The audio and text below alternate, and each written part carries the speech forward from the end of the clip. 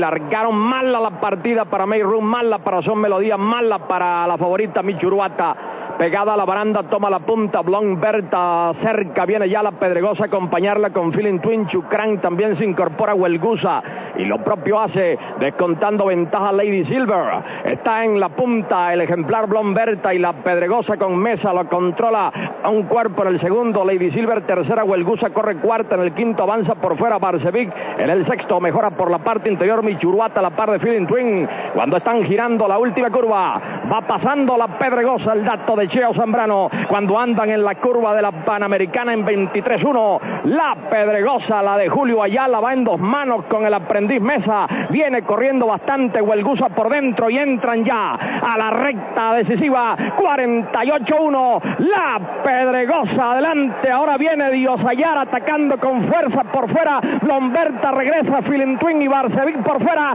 está crecida la número 13, la hojilla de Travolta en la punta, Barcevic corriendo mucho por fuera contra la Pedregosa, pero no alcanza los dividendos de la Pedregosa. Ganó la Pedregosa, 252 el ganador.